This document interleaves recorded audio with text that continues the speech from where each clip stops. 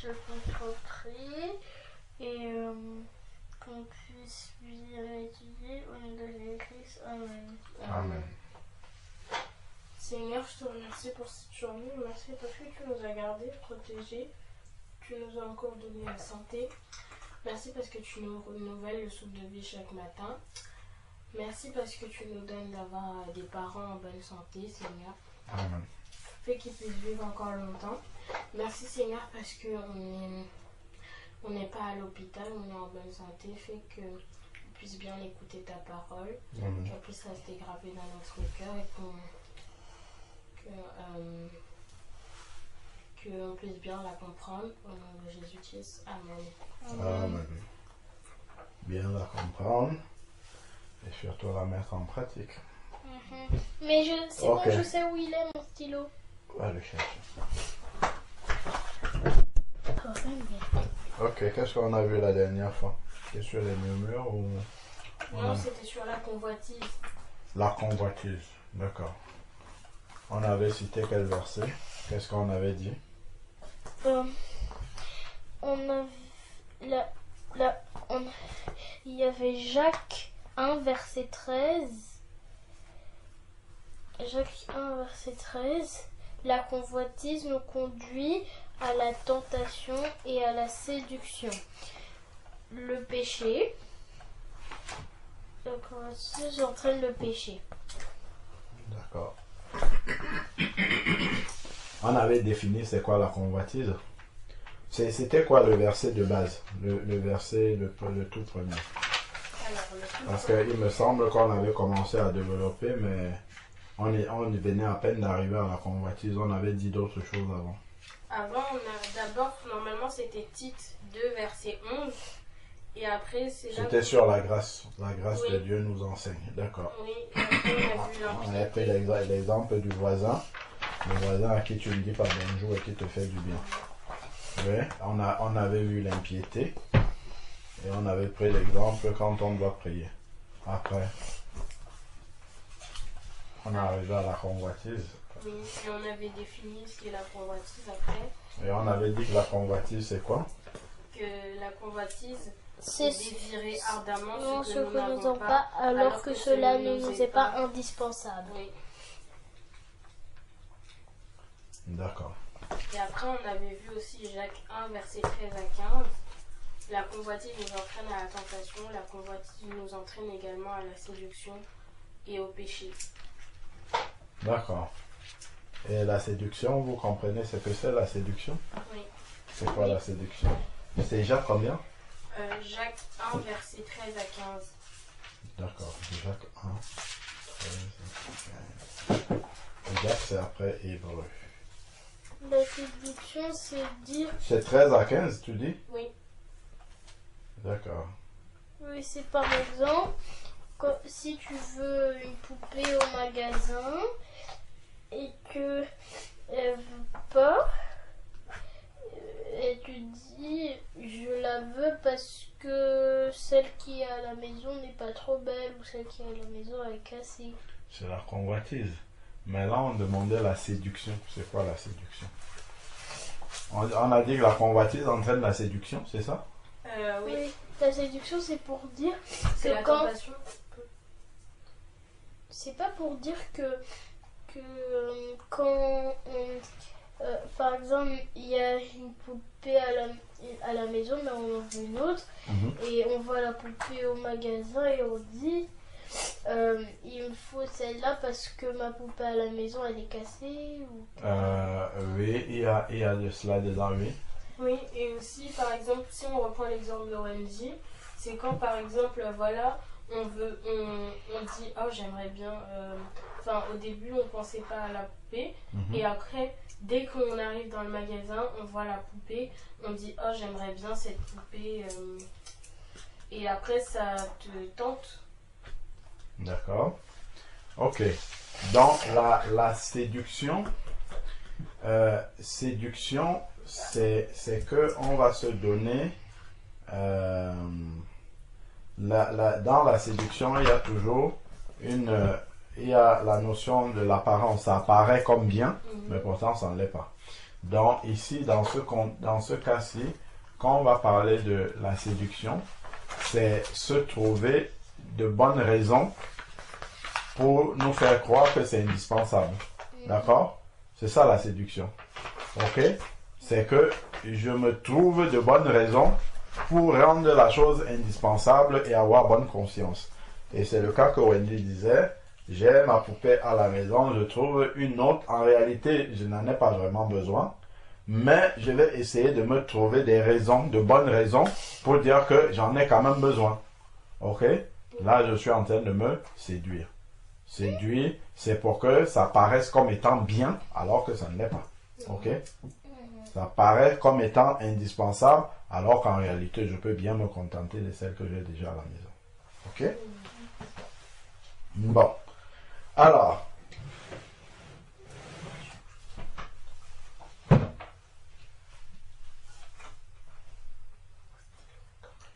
Donc, on va continuer.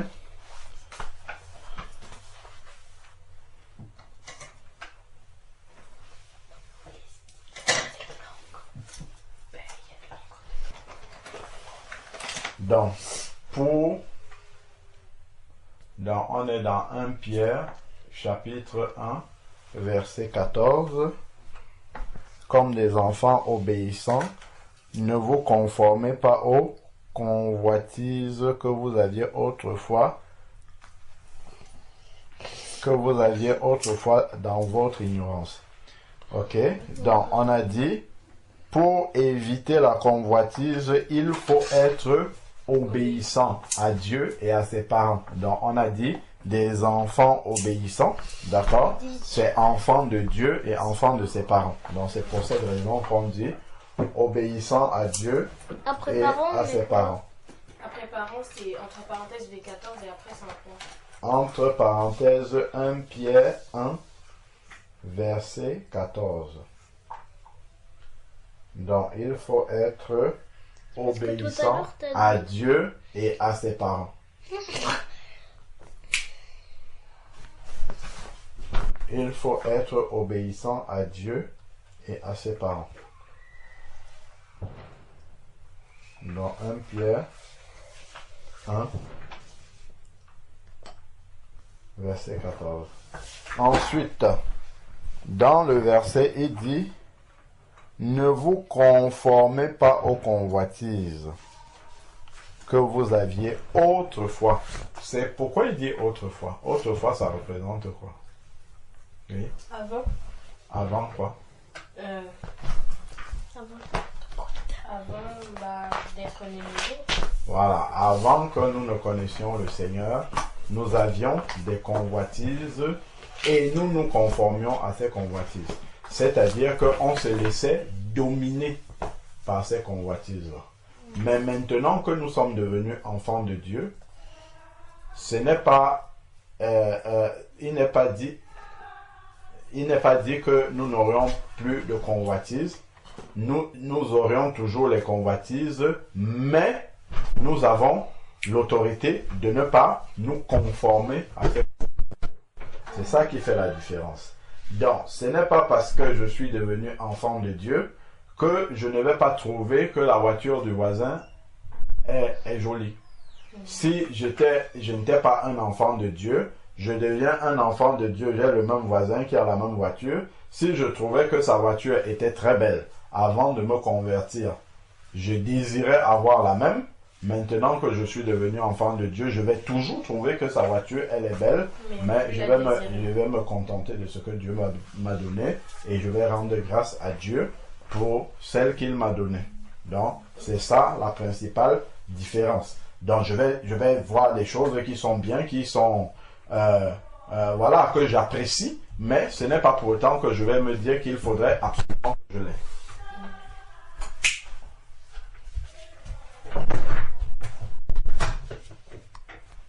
Donc, la différence, c'est celle-là. C'est le comportement que j'ai devant la convoitise. Voilà. C'est ça. C'est-à-dire que les désirs qui sont là, est-ce que je vais céder ou est-ce que je vais me retenir? Si avant, quand je passais devant, je sais pas moi, quoi, devant une boulangerie, Je n'arrivais pas à me retenir parce que j'aime tellement les pâtisseries. Même quand j'avais bien mangé et que j'étais suffisamment rassasié et que je passais devant une boulangerie, il fallait absolument que je m'arrête. Aujourd'hui, je suis devenu un enfant de Dieu. Quand je vais passer, les bonnes odeurs qui se dégagent de la boulangerie, je vais toujours les ressentir, mais ce n'est pas pour autant que je vais entrer dans la boulangerie pour acheter quelque chose alors que je suis déjà rassasié, alors que je n'ai pas faim. Ok? Donc, c'est ça qui fait la différence. Donc, lorsqu'on devient enfant de Dieu, notre attitude face à la convoitise change. Écrivez. Lorsque nous devenons enfants de Dieu, notre attitude face à la convoitise change. Lorsque nous devenons enfants de Dieu, notre attitude face, F-A-C-E, face à la convoitise change. Lorsque nous devenons enfants de Dieu, notre attitude face à la convoitise change. 2 points. Nous avons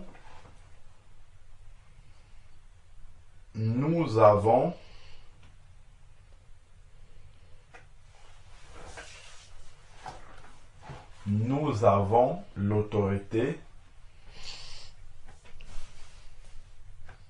Nous avons l'autorité. Face à quoi déjà? De ne pas lui obéir. Donc, je reprends. Lorsque nous devenons enfants de Dieu, virgule, notre attitude devant la convoitise change. 2 points. Lorsque nous devenons enfants de Dieu, virgule, notre attitude face à la convoitise change. 2 points. Nous avons l'autorité de ne pas lui obéir. Ne pas obéir à la convoitise. Parce que la convoitise, l'ordre que la convoitise nous donne, c'est qu'il faudrait absolument que je possède la chose que j'ai vue. Ok? Donc, je reprends. Je reprends.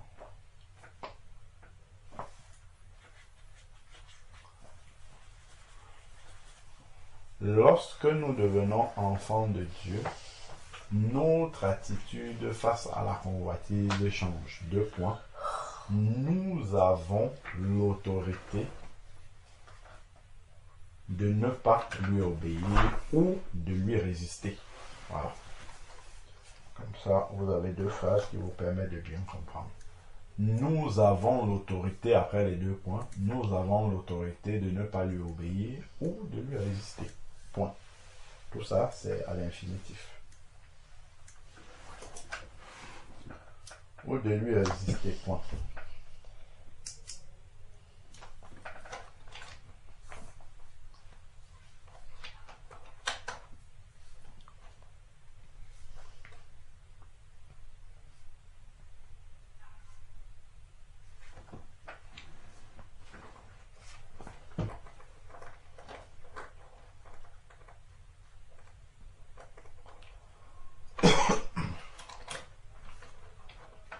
C'est bon? Oui. Donc, c'est toujours entre parenthèses 1 Pierre 1, verset 14. Toujours. Ok? Donc, c'est pour ça qu'il dit avant. Ne vous conformez pas aux désirs, aux convoitises que vous aviez autrefois. Ok? Donc ces convoitises-là seront toujours présentes, mais nous ne devons pas nous y conformer parce que nous avons l'autorité. Ok? Avant, on n'avait pas cette autorité-là. Mais quand on devient enfant de Dieu, j'ai l'autorité de voir une poupée et de dire, Seigneur, merci pour celle que tu m'as déjà donnée. Elle fait mon bonheur et ma joie. Je n'ai pas besoin d'une autre. Merci Père. D'accord? Voilà. Donc, je ne vais pas voir quelque chose que ma soeur a et désirer absolument la même chose. Et je crois qu'on avait dit quelque part que la convoitise entraîne la jalousie aussi. Hein. Je ne sais pas si on l'a dit. Oui, on l'a dit. Non, on l'a pas dit. Si, on l'a pas écrit, mais on l'a dit. Ah oui, c'est vrai, on l'a dit, mais on l'a pas écrit.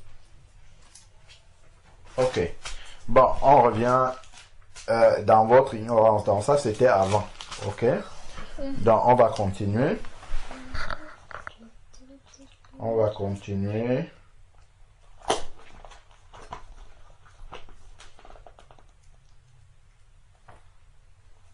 Alors, 1 Pierre chapitre 2, verset 11. Donc, on était au chapitre 1, on passe au chapitre 2, verset 11. Il dit quoi, Raphaël? Non. 1 Pierre chapitre 2, verset 11.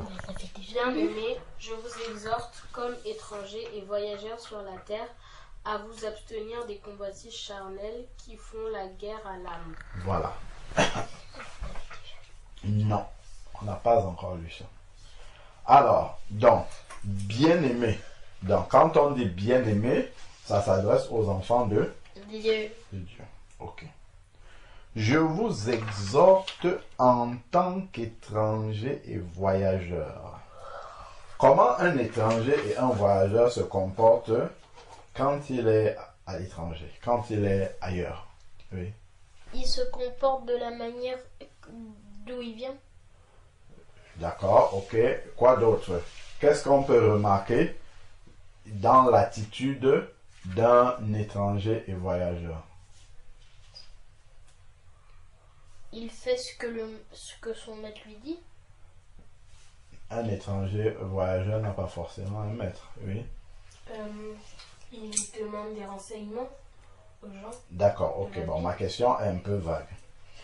Lorsque nous sommes en déplacement, par exemple, quand on était à Nice ou ailleurs, d'accord? Est-ce que lorsqu'on sort, par exemple, pour faire des courses ou pour... Est-ce qu'on se comporte comme lorsqu'on est à la maison? Non. Qu'est-ce qu'on fait? On met le GPS parce qu'on sait pas. Oui, bon, oui, c'est ça, c'est pour se diriger. Ok, mais je parle des courses spécialement. On est dans le magasin. Quelle différence il y a lorsqu'on est dans un magasin et que ce n'est pas notre ville et par rapport à lorsqu'on est dans notre ville, dans un supermarché par exemple? Quelle différence, oui, Wendy? Ça change parce que, par exemple, si... Je dis dans l'attitude d'un voyageur, hein, je dis pas n'importe qui. Quelqu'un qui n'est pas dans sa ville, il est de passage. Par exemple, quand on était aux États-Unis. Quand on entrait dans un magasin aux États-Unis, par rapport à lorsque nous sommes ici. Il parle pas la même langue. Oui, d'accord, ok. Supposons qu'il parle la même langue. C'est pas ce que je veux entendre. Quelle différence par rapport à ce que nous voyons devant nous là? Là, on parle de la convoitise. C'est de ça qu'on parle. Par rapport à ce qu'on voit, les marchandises qui sont devant nous, quelle attitude nous avons par rapport aux marchandises que nous voyons devant nous? Par rapport, quelle différence y a-t-il entre notre attitude devant ce que nous voyons quand nous sommes dans un magasin à l'étranger, un supermarché ou autre chose, à l'étranger ou ailleurs, et quelle différence y a-t-il avec notre attitude lorsque nous sommes dans notre propre ville et que nous sommes dans un magasin similaire? Quelle est la différence? Quelle attitude? Qu'est-ce qui est différent? Oui? Ils peuvent vendre des choses qu'on ne trouve pas dans notre ville. Ok, bon, je vais vous répondre. Je crois, je n'ai pas pu bien formuler la question. En fait, lorsque je suis étranger et voyageur quelque part, lorsque j'entre dans un magasin, si je suis ici dans ma ville, je peux acheter tout ce que je veux. Parce que ma maison est à côté, je peux ramener le maximum que je veux, j'aurai un endroit où stocker. Mais lorsque je suis voyageur, par exemple à Nice là-bas, nous ne pouvons pas entrer à Carrefour et faire les courses comme si nous étions ici. Parce que nous ne pouvons pas transporter tout ça déjà pour amener chez nous, c'est loin. Donc, qu'est-ce qu'on va faire quand nous sommes ailleurs, à l'étranger, ou dans une ville autre que la nôtre? On va prendre le strict nécessaire. Voilà. C'est ça la différence. Celui qui est étranger et voyageur ne prend pas des choses superflues qui vont l'encombrer. D'ailleurs, même quand on doit voyager pour partir, qu'est-ce qu'on prend? Est-ce qu'on prend toute la maison pour partir avec? Ta table d'études, là, est-ce que tu l'as prise? Non. Tu prends le strict nécessaire. Donc, Dieu, ici, il nous rappelle que nous sommes des étrangers et voyageurs sur la terre, parce que la terre n'est qu'un lieu de passage pour nous. Nous ne devons pas être sur la terre comme si nous allons rester. D'accord? Nous sommes de passage sur la terre quand nous disons que Jésus va revenir pour nous prendre. Il nous prend pour nous amener dans notre vrai pays. Et c'est dans notre vrai pays que nous avons tout, vraiment. Tout ce que vous voyez autour de nous, là, que nous avons, je dis, j'ai une voiture, j'ai ceci. En fait, c'est le strict, ça doit être le strict minimum. C'est dans le ciel qu'il y a vraiment, vraiment, vraiment ce que nous possédons. Est-ce que vous avez compris? Comme lorsque tu arrives, je ne sais pas moi, en déplacement à Tours, par exemple, on va te donner une chambre pour dormir. Est-ce que dans la chambre qu'on vous a donnée, vous aviez tout? Non. Tout ce que vous avez ici. Est-ce que vous aviez un bureau chacune? Non. Non. Est-ce que vous aviez tout ce que vous pouvez avoir ici? Non. Non. Parce que ce n'est pas chez vous. Tout simplement. Bah, de la même manière, la terre, ce n'est pas chez nous.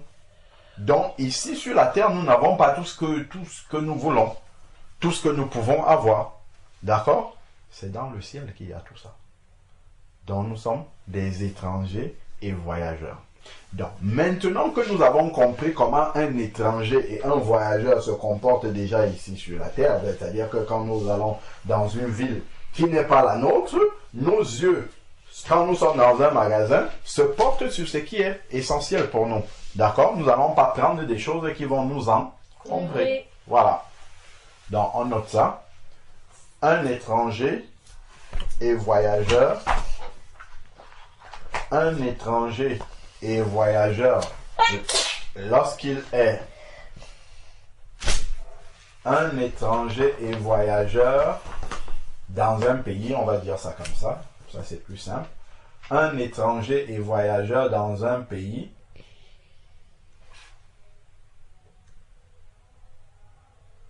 un étranger et voyageur dans un pays,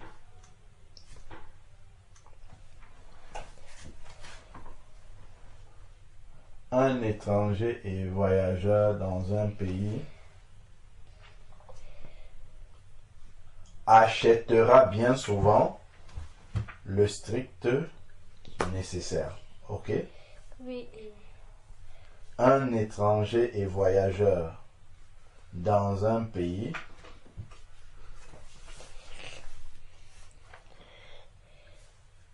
achètera généralement le strict nécessaire.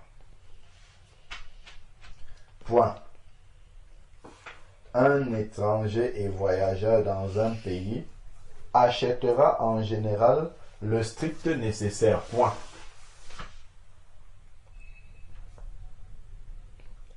Il ne s'encombre pas. Oui.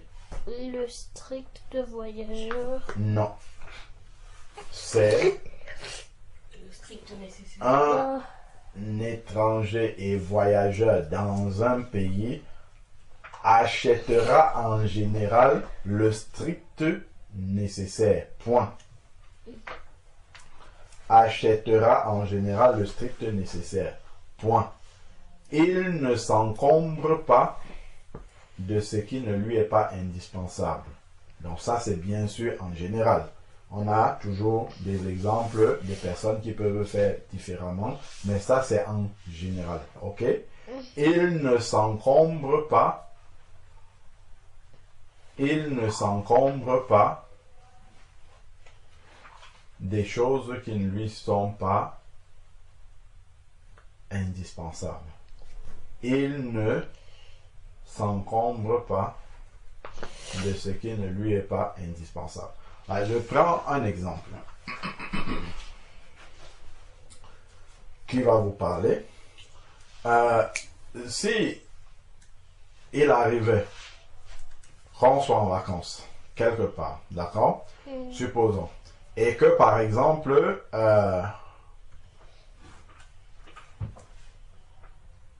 on a loué, d'accord? Si on a loué, je ne sais pas moi, un appartement meublé ou quelque chose comme ça. Supposons même que maman va faire la cuisine, d'accord? Si on part faire les courses pour qu'elle fasse la cuisine, est-ce qu'on va acheter des choses comme ici à la maison? Non. On va acheter toujours en quantité réduite. Pourquoi? Parce qu'on ne va pas rester là-bas tout le temps. Et on n'est pas, par exemple, quand on était en Espagne. En Espagne, c'est loin, tu ne vas pas transporter la bouffe dans les sacs pour amener ici. D'accord? Donc, on va prendre le strict nécessaire, ce qui peut suffire pour une semaine, 2 semaines, pour le temps que tu es là. Donc, un voyageur, un étranger ne va pas s'encombrer de ce qui ne lui sera pas utile. D'accord? En général, c'est ça. Donc, il n'aura pas le même comportement que lorsque il est dans sa ville, dans son pays. Donc, ça nous montre l'attitude que nous devons avoir sur la terre. Parce que sur la terre, nous sommes considérés par Dieu comme des étrangers et voyageurs. Mais bien souvent, on oublie. Même dans cette maison-ci, qui est le lieu où nous habitons tout le temps, ce n'est pas notre vrai pays. Ce n'est pas notre vraie maison. Notre vraie maison, elle est dans le ciel. N'est-ce pas? Lorsqu'on va quelque part, je vais aller un peu plus loin. Lorsqu'on va quelque part, d'accord? Oui. Dans une autre ville, un autre pays, je sais pas, quand on est ailleurs, et qu'on a déjà quand même duré là-bas, est-ce que vous avez le désir de revenir à la maison? Là où vous allez être à l'aise, avoir tous vos habitudes. Est-ce que vous souhaitez revenir? Au bout d'un moment, quand vous avez déjà beaucoup duré, je dis pas au début. Je dis quand vous avez déjà beaucoup duré, par exemple, tu vas, je sais pas moi, chez une tata, tu as déjà fait 1 mois par exemple. Est-ce que tu vas souhaiter revenir à la maison? Oui. Rester avec tes parents, avec tes frères et sœurs, avec ton environnement, ta chambre, tout ça. Tu vas préférer ça? Oui. Oui. Voilà. Qu'est-ce que ça signifie? Ça signifie que un enfant de Dieu, si on prend le parallèle, ça impliquerait qu'un enfant de Dieu, au bout d'un certain temps sur la terre, il va désirer partir au ciel. Parce que c'est là-bas sa vraie maison. Au bout d'un moment sur la terre, la terre, normalement, tu vas avoir la même sensation que lorsque tu es ailleurs. Au bout d'un moment, au début, tu es content, c'est différent de chez toi, tout ça, tu es content, mais après un certain temps, tu préfères quand même rentrer dans ton environnement, rentrer dans les endroits que tu maîtrises, tes repères, n'est-ce pas? Voilà. Donc, nous sommes des étrangers et voyageurs sur la terre. Donc, un enfant de Dieu, au bout d'un moment, il va désirer, normalement, il va désirer aller au ciel. Un enfant de Dieu ne doit pas avoir peur de la mort. Au contraire. Il doit vouloir même mourir pour plus vite rejoindre Dieu. Voilà, si Dieu lui demandait son avis, c'est ça normalement. C'est pas vrai? Si. Vous êtes d'accord ou pas? Mais comme on n'a jamais vu le ciel, comme c'est en espérance que nous avons droit à tout cela, on a du mal à s'imaginer qu'on a un chez nous qui est mieux que celui que nous avons ici. Qui est beaucoup mieux. D'accord? Voilà. Si on était au ciel, déjà vous n'auriez pas besoin de vous coucher tôt pour que le réveil sonne le matin et que vous ayez à vous lever pour partir à l'école. Ça serait déjà ça en moins. Donc, il dit donc, je vous exhorte en tant qu'étrangers et voyageurs. Donc, il faut déjà se souvenir que nous sommes étrangers et voyageurs. On a expliqué? On a écrit quelque chose sur étrangers et voyageurs ou pas? Oui. Qu'est-ce qu'on a dit? Qu'est-ce que vous avez écrit? On a mis qu'un étranger voyageur dans un pays achètera généralement le strict nécessaire et ne s'encombre pas des choses qui ne lui sont pas indispensables. D'accord, très bien. Wendy, tu as noté ça? Oui. Ok. Donc, vous mettez déjà entre parenthèses 1 Pierre 2, 11.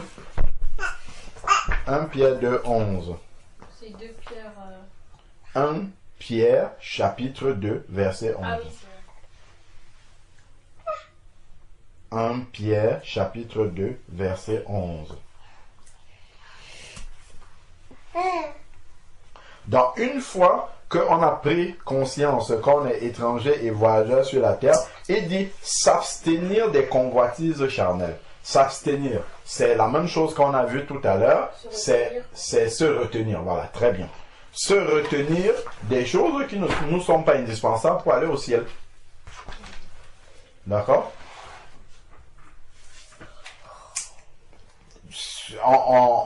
Il ne faut pas désirer absolument d'avoir quelque chose sur cette chose-là, si on a déjà, d'accord? Et si cette chose-là ne va pas nous rapprocher du ciel, c'est pas la peine de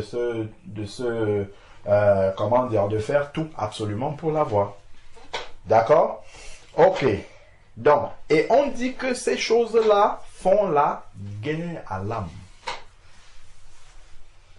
Ça veut dire quoi? Ça veut dire que les désirs charnels, les convoitises charnelles, c'est des choses terrestres. Les choses qui vont rester sur la terre.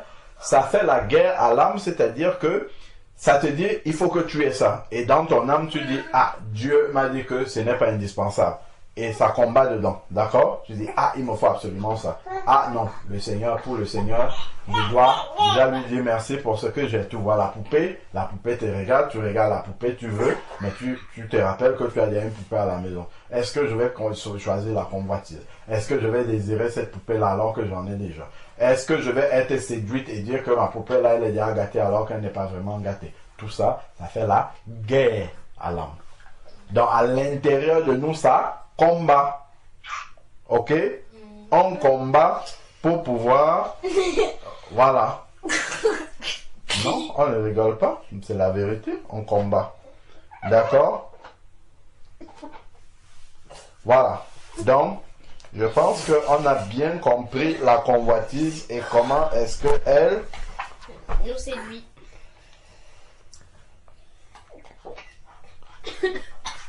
Alors,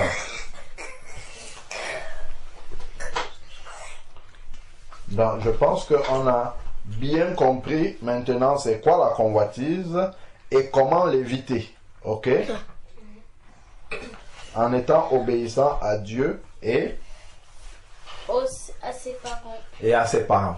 Et on va rajouter aussi que il faut prendre souvent, toujours pour éviter la convoitise, pour éviter la convoitise, il faut régulièrement rendre grâce à Dieu de ce qu'on a déjà. Parce que quand nous allons rendre grâce à Dieu de ce qu'on a déjà, on va se rendre compte que nous avons beaucoup de choses que les autres n'ont pas. Et nous pouvons être amenés à désirer ces choses-là alors que nous n'en avons pas besoin. D'accord? Donc, il faut, pour éviter la convoitise, il faut régulièrement rendre grâce à Dieu de ce que nous avons déjà. Pour éviter la convoitise, il faut régulièrement rendre grâce à Dieu de ce que nous avons déjà. D'accord? Parce que quand tu cites à Dieu, tu lui dis merci pour chaque chose que tu as, ben, tu te rends compte que ben, finalement, en fait, tu as déjà beaucoup de choses. Et tu te rends même compte que les autres ne l'ont pas. Ok? Donc, il faut régulièrement rendre grâce à Dieu pour ce que nous avons déjà. Compte les bienfaits de Dieu. Tu verras en adorant combien le nombre en est grand. Hein? Tu verras en adorant, en rendant grâce, en reconnaissant ce que le Seigneur a fait pour toi. Donc, je reprends. Pour éviter la convoitise, quand on dit pour éviter la convoitise, ce n'est pas que éviter que la convoitise vienne, parce qu'elle viendra toujours, mais c'est pour éviter de se conformer à la convoitise, pour résister à la convoitise. Voilà, on peut noter ça comme ça si vous n'avez pas encore écrit. Pour résister à la convoitise, ou pour éviter la convoitise, il faut régulièrement rendre grâce à Dieu pour ce que nous avons déjà.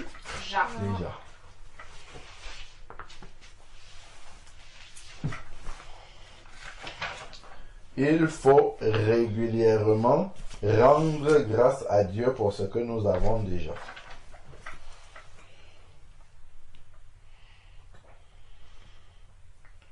Ok? Parce que quand nous rendons grâce à Dieu pour ce que nous avons déjà le Seigneur, il est... Imaginons-nous un peu, on va prendre un exemple terre à terre. Vous passez régulièrement, je ne sais pas moi, devant une épicerie. Ok? Chaque fois que tu rentres de l'école, tu passes devant la même épicerie. Et le monsieur qui est à l'épicerie, le vendeur, il t'aime bien. Chaque fois que tu passes, il t'appelle et il te donne quelque chose. Il te donne un fruit, il te donne un bonbon, il te donne une part de gâteau, je sais pas, bref, il te donne quelque chose à chaque fois que tu passes. Supposons que tu ne lui dises jamais merci. Ok? Il te donne, tu prends et tu continues. Tu ne lui dis pas bonjour, tu ne dis pas merci. Tu prends et tu continues. Est-ce que lui, il sera encouragé de continuer à te donner? Non. Pourquoi? Parce que c'est pas reconnaissant. Voilà. Quand on n'est pas reconnaissant, celui qui nous a accordé ce bienfait n'est pas encouragé à nous. Avec le Seigneur, pareil. Si nous ne sommes pas reconnaissants déjà de ce que nous avons, Dieu ne sera même pas encouragé de nous donner encore plus. D'accord?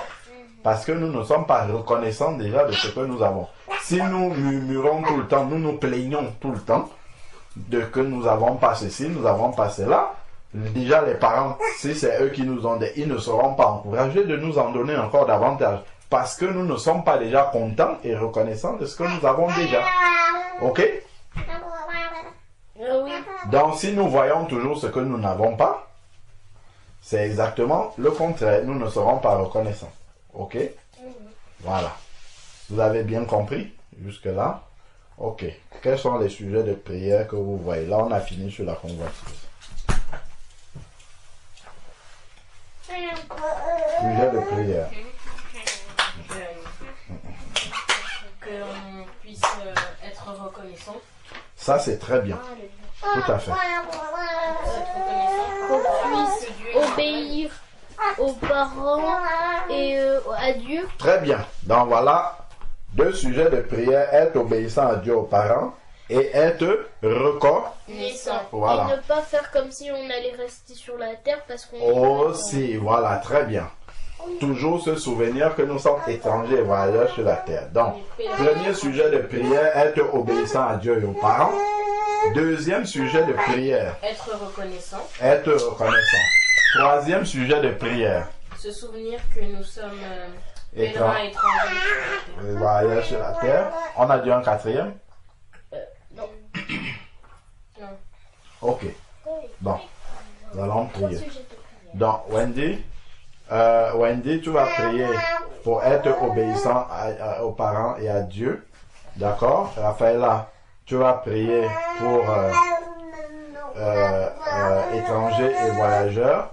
Et moi, je vais prier pour reconnaissants. Ok? D'accord? Oui. Allons-y. Seigneur, je te remercie pour cette parole que nous venons d'ouïr. Fais qu'on puisse, Seigneur, la comprendre, la mettre en pratique, Seigneur. Fais qu'on puisse toujours se souvenir que nous sommes étrangers voyageurs sur cette terre. Amen. Que notre vraie maison, c'est auprès de toi, Amen. Seigneur. Qu'on puisse ne pas être tenté par la convoitise, qu'on puisse lui résister. Au nom de Jésus-Christ, Amen. Amen. Amen. Seigneur, je te prie pour qu'on obéisse aux parents et à toi. Fais qu'on puisse mettre en pratique tout ce qu'on vient d'entendre. Amen. Fais qu'on puisse être prêt pour ton retour. Amen. Au nom de Jésus-Christ, Amen. Amen. Seigneur Dieu Tout-Puissant, que ton nom soit loué encore pour cette parole que tu nous donnes. Seigneur Dieu, cette parole qui reprend les situations auxquelles nous sommes confrontés au quotidien. Seigneur Dieu, tu vois ces pays dans lesquels nous sommes, qui sont des pays de grande consommation. Seigneur Dieu, nous sommes confrontés au quotidien, Seigneur Dieu, à tant de tentations, à tant de convoitises qui viennent. Père, donne-nous de résister à ces convoitises-là et de toujours nous garder en esprit, Seigneur Père éternel, que nous t'appartenons et que nous te répatrions dans le ciel. Père, dépose en nous encore des cœurs reconnaissants, Seigneur Dieu, que nous puissions reconnaître ta main puissante dans tout ce que nous faisons, dans les moindres détails. Seigneur Père éternel, car nous nous rendons compte encore combien tu es grand, Seigneur Père éternel, et combien nous sommes déjà comblés de tes grâces. Père, merci encore. Garde-nous et que cette parole demeure toujours présente dans notre cœur et nous accorde encore la vie au nom de Jésus-Christ. Amen. Amen.